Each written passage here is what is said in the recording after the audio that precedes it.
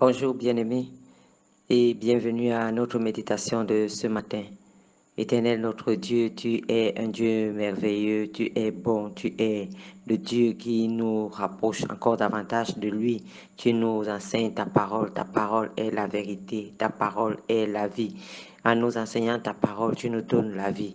Et Seigneur, nous te disons merci parce que tu illumines les yeux de notre cœur et tu nous fais comprendre et savoir quelle est la grandeur du Dieu que tu es. Père, au moment où nous voulons commencer la méditation de ce matin, nous voulons que toi-même, tu viennes encore davantage nous éclairer, nous apporter la lumière au travers des écrits, au travers de la parole. Alléluia. Nous sommes en train de parler de l'esprit de sagesse, bien-aimé. Nous sommes en train de comprendre et de mieux comprendre ce que c'est que l'esprit de sagesse, une des manifestations du Saint-Esprit. Quand l'esprit de sagesse agit en nous, la vie devient rayonnante et excellente, elle devient excitante. Dans Proverbe 3, versets 13 à 14, j'ai lu ce passage hier à la fin de la méditation, tout le passage. Je suis allé plus loin. La méditation est disponible, vous pouvez encore la réécouter. C'était celle d'hier. Mais vous pouvez aussi prendre votre Bible, ce qui serait meilleur, et méditer Proverbe 3 à partir du verset 13 jusqu'à la fin. Salomon, dans ce passage-là, Salomon, l'homme le plus sage qui a vécu avant Jésus, a dit « Heureux l'homme qui a trouvé la sagesse ». Proverbe 3. Versets 13 et 14. Heureux l'homme qui a trouvé la sagesse, heureux celui qui est devenu raisonnable. Acquérir la sagesse vaut mieux que gagner beaucoup d'argent.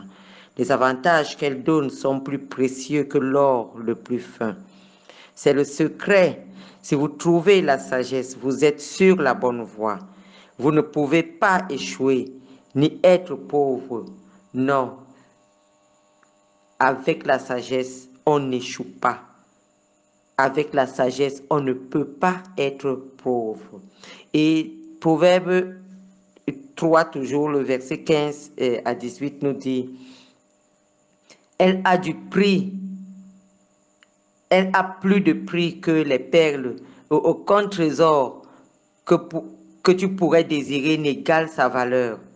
La sagesse t'offre dans sa main droite une longue vie et dans sa main gauche la richesse et la considération. Les voies dans lesquelles elle conduit sont agréables. Toutes convergent vers le bonheur. Amen. Toutes les voies dans lesquelles la sagesse divine va te conduire, va te mener, te conduisent et convergent vers le bonheur. Quand la sagesse travaille en vous, votre vie est remplie de paix. Vous n'avez plus jamais besoin de vous soucier du manque, du besoin, de la maladie ou quoi que ce soit qui soit contraire à votre bien-être. En hébreu, le mot paix veut dire shalom. Shalom ne représente pas seulement le calme et la tranquillité ou encore un environnement où personne ne vous dérange. Shalom veut dire la paix accompagnée de prospérité, la paix avec toutes choses qui se portent parfaitement bien et qui sont sous contrôle. Shalom est un état d'accomplissement, oui, de bien-être total, de santé, de prospérité qui procure du repos. Donc, shalom est la paix de Dieu qui donne la prospérité, la paix de Dieu qui donne la santé, la paix de Dieu qui donne la force, la paix de Dieu qui nous donne encore davantage. C'est le repos de Dieu. Shalom, c'est le repos de Dieu et la sagesse de Dieu nous mène vers le repos de Dieu. Quand vous avez la paix, vous dormez comme un bébé. Vous ne dormez pas de temps en temps en ayant besoin de pilules pour cela, pour vous assommer tous les soirs. Non. Quand vous dormez en paix et vous dormez bien lorsque vous avez la paix de Dieu. Et quand vous riez de bon cœur quand vous avez la paix de Dieu. Ce que quelqu'un d'autre s'efforcerait à faire, vous le faites parce que vous avez une vie extraordinaire à cause de la paix que la sagesse de Dieu met en vous.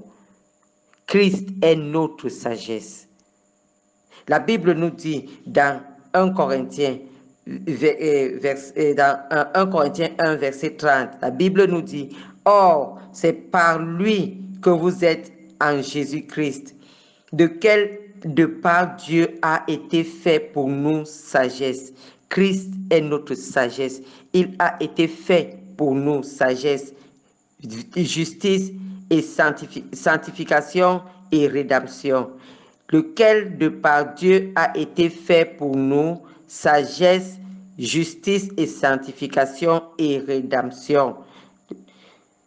Notre sagesse qui est Christ nous a acquittés. Notre sagesse qui est Christ nous a purifiés. Notre sagesse qui est Christ nous a libérés du pouvoir du péché. Amen. Dans la Bible, il y a quelque chose, dans l'Ancien Testament, il y a quelque chose que Salomon, malgré toute sa sagesse, ne possédait pas. Salomon ne possédait pas Christ. Il ne possédait pas Christ. Or, c'est ce Christ-là qui est notre sagesse. Colossiens 2, verset 3 nous dit, « En lui, en Christ, se trouvent cachés tous les trésors de la sagesse et de la connaissance. » En Christ est caché tous les trésors de la sagesse et de la connaissance. En d'autres termes, Christ est l'incarnation de la sagesse et de la connaissance. Donc,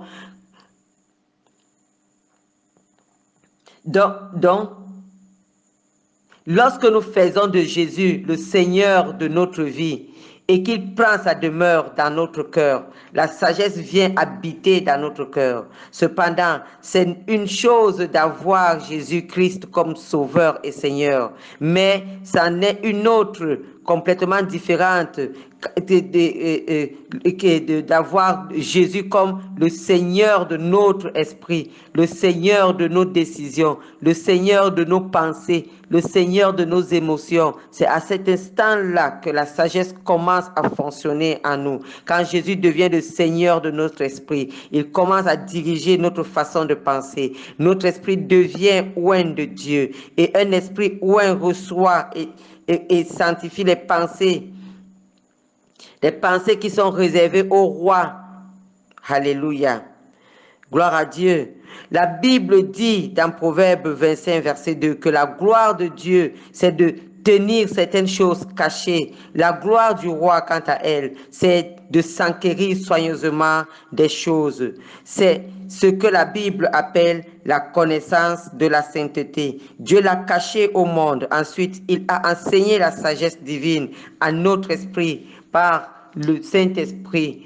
Et nous commençons à découvrir les choses secrètes. On peut voir et on peut entendre la sagesse, bien-aimée. On peut voir la sagesse et l'entendre. Dans le passage d'Ésaïe 11, la Bible nous dit que l'Esprit de l'Éternel reposera sur lui. Cet Esprit lui donnera le discernement, la sagesse, le conseil et la force.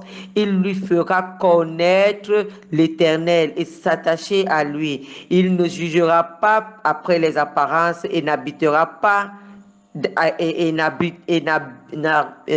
n'habitera pas d'après un ouï-dire. Jusqu'à ce que quelqu'un parle ou fasse quelque chose, vous ne pouvez pas savoir s'il a l'esprit de sagesse. Mais on peut voir et entendre la sagesse. Quand il a été à l'œuvre, quand elle a été à l'œuvre chez Salomon, tout le monde le savait. Un jour, on amena deux femmes qui habitaient la même maison, qui étaient dans la même chambre. Les deux avaient accouché. Et un soir, l'une d'entre elles dormit, s'oublia et écrasa elle-même son fils et le tua. Quand elle réalisa qu'elle avait tué son bébé accidentellement, elle alla près du lit de sa voisine qui dormait profondément et effectua un changement de bébé. Au petit matin, l'autre femme se réveilla pour allaiter son bébé et elle découvrit qu'il était mort. Elle le regarda de très près et elle réalisa que cet enfant qui était mort n'était pas le sien. Alors elle s'en alla à la recherche de son enfant, le trouva chez sa camarade de chambre et essaya de le reprendre. Mais celle-ci refusa et une dispute éclata. Et quand l'affaire fut amenée devant le roi Salomon, tout le monde se posait la question de ce qu'il allait faire. Aucune de ces femmes n'est venue avec leurs époux, dont aucun papa ne pouvait revendiquer. Personne d'autre ne vivait sous le même toit qu'elle, donc pas de témoin. Le roi demanda sagement une épée et ordonna que le bébé vivant soit coupé en deux. Et la mère s'écria, non, ne le tuez pas, donnez-lui le bébé à la place.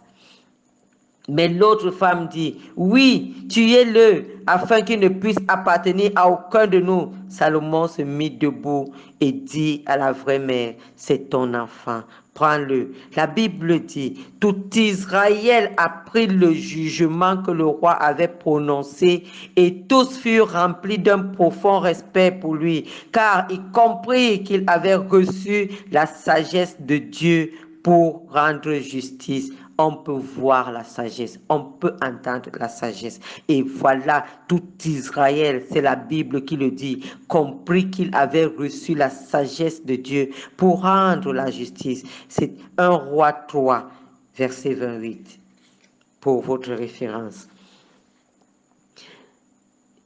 On peut entendre la sagesse, bien-aimé. On peut la voir, bien-aimé.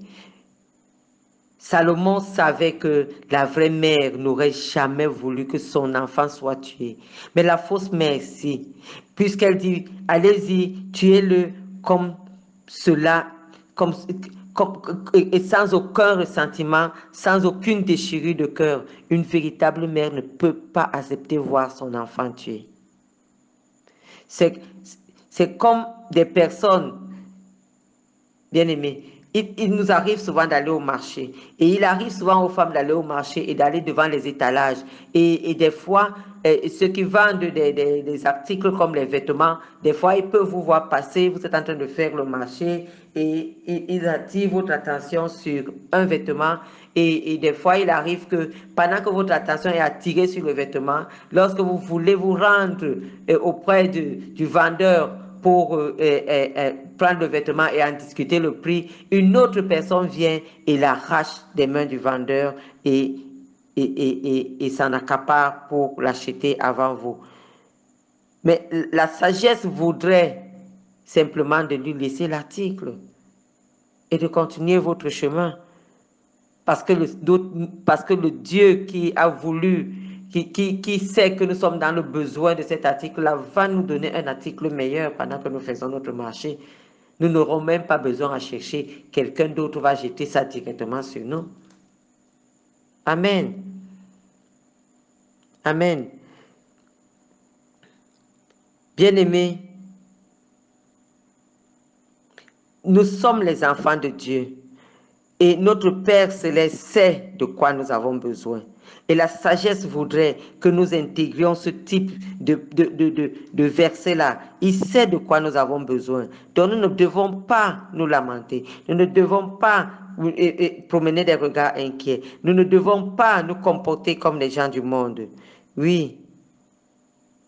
Et des fois, nous entendons des chrétiens dire les choses du genre, si ce n'est pas pour Dieu, je sais ce que je t'aurais fait.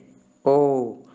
Ou alors, si tu me provoques, je te montrerai mon côté qui n'est pas né de nouveau. Non, bien-aimé, vous n'avez pas besoin de dire ce type de choses-là. Parce que vous êtes un chrétien. Laissez l'esprit de sagesse prendre la main sur votre esprit, sur vos pensées, sur vos paroles, sur vos actions. L'esprit de sagesse doit prendre le dessus sur toute chose, sur notre pensée, sur notre esprit, sur notre pensée, sur nos paroles, sur nos actes. Rappelons-nous que Christ est l'incarnation de la sagesse et ce Christ qui est l'incarnation de la sagesse habite en nous et il nous transmet sa nature de sagesse. Cet esprit de sagesse dont parle Paul dans Éphésiens 1, verset 17, habite en nous. nous pouvons commencer à tirer pleinement profit de son ministère dans notre vie aujourd'hui même et commencer à vivre la belle vie que Dieu a planifiée pour nous. Bien-aimé, ne te contente pas des petites choses. Non, vis la vie que Dieu a planifiée pour toi. Accomplis le dessein de Dieu sur terre et laisse l'esprit de sagesse guider tous tes pas, guider ton raisonnement, guider ta pensée. Laisse cet esprit s'infiltrer partout et être reflété dans tes actions, être reflété dans tes paroles. Oui, bien-aimé. Et laisse que l'esprit de sagesse gouverne tes faits et tes gestes et ta pensée. Et tu verras que la sagesse aura un corps et un visage au travers de toi. Et tout le monde pourra voir la sagesse comme on a vu la sagesse sur Salomon. Et tout le monde pourra, en t'entendant, entendre la sagesse comme on a entendu la sagesse de chez Salomon qui n'avait même pas Christ. Mais nous avons Christ. Alléluia. Notre sagesse habite en nous. Bien-aimé, marche dans la conscience de ce que Christ, qui est ta sagesse, habite en toi. Amen. C'était Maman Suzanne ce matin. Caris, shalom.